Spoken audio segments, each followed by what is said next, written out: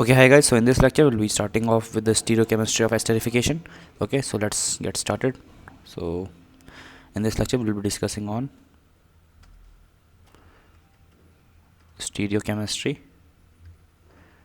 of esterification. This is a small topic, and then we'll be moving on to seeing reactions of some compounds in acidic medium and in alkaline medium. Okay, so suppose we are reacting some acid halide in ROH, and in acidic medium we are heating it, we'll get something like, we'll get some products, right? So suppose this was uh, having this was a racemic mixture, okay, and it had obviously D and L both configurations, and this alcohol supposedly also it was optically active, okay, and let's say it was having a D configuration. So in the reactant side, or in the reactant side, we got D and L here, and one is optically active. So in the product side, we can get DD and DL. So we'll get what is called a diastereomer. Okay, we'll get diastereomers. And why is this the case? Obviously because OH can either attack from above the plane or from below the plane. Okay, so we'll get both the compounds. Okay, so let's see, or even if it attacks above the plane or below the plane, the configuration of this R, which is causing the optical activity, and this R, which is also causing the same racemicity, so obviously they would be the same. It doesn't matter whether OH attacks from above or below the plane. It matters it is that it would still retain its configuration in the product side, and on whether it is attacking on the D or on the L configured acid halide, it would be having DD and DL. Okay, D represents the configuration which is retained by the alcohol group, and D or L represents on which of the two configured acid halide does the OH group or ROH as a whole attacks. Okay, so let's say we have this compound, okay, and we have alcohol as well,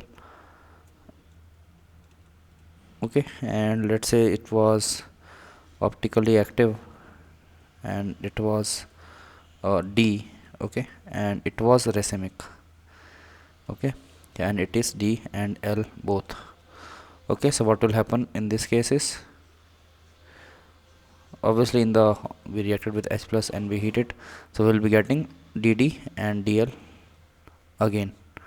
Okay, or rather you can say that we get in this case you can either say that we get LD and L or DL again, so it would be rather DD. Okay, left hand side shows the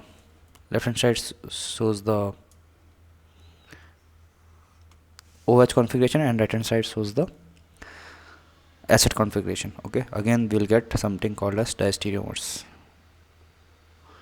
Okay, so now the topic is over, and we'll be covering up some or taking up some more examples in a tabular format, in which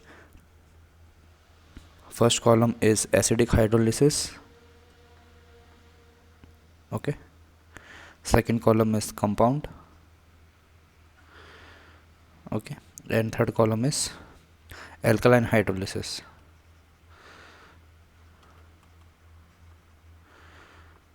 Okay, this is obviously in OH minus presence and water.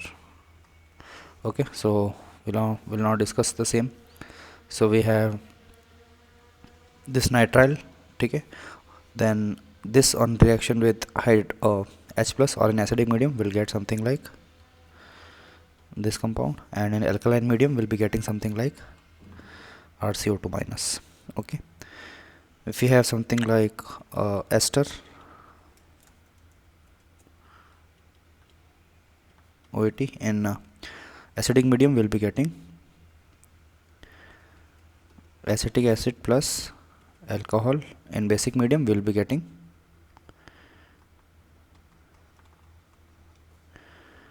this plus ETOH. Okay,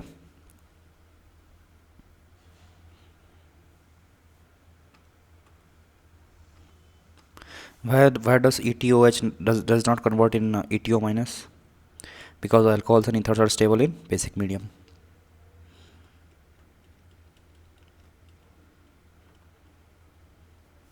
Acidic medium, what will be getting? We'll be getting acid plus CH3 NH2. And in alkaline medium, what will be getting? Again acetate ion plus CH3 NH2. Okay, let's look at this compound. We have amide now. What will happen in case of amide in acidic medium? Again we will be getting acid group plus NH3. Basic medium, what will happen? We will get something like NH3 would be there. Now we have something like a phthalic anhydride. The structure of this is something like this. This is phthalic anhydride. Acidic medium we get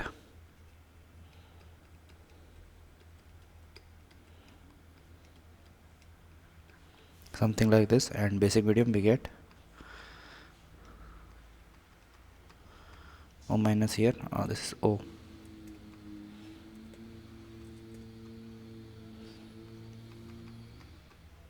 M minus charge here. Okay, now we get let me draw the product compound first. We have here thalamide. Thalamide is nothing but NH is replaced in place of oxygen. Okay, this is thalamide. Okay, acidic medium, what will we be getting?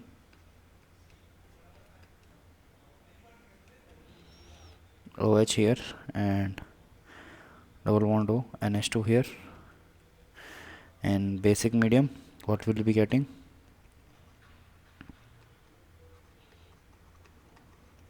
Acetate ion and NH2. Okay, let's see now this compound.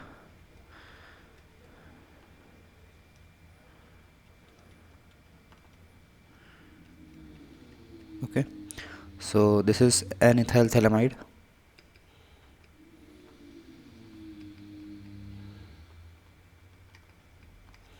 Acidic medium, we will be getting something like OH and NET here, or rather what can happen next is even in this case what can happen next is in acidic medium what will happen is NH2 can again attack on H plus, and as a result we will get something like again positive charge here and then OH minus attacking from the water molecule.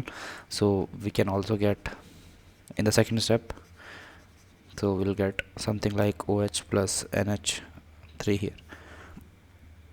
Similarly here also we'll get O minus plus NH3.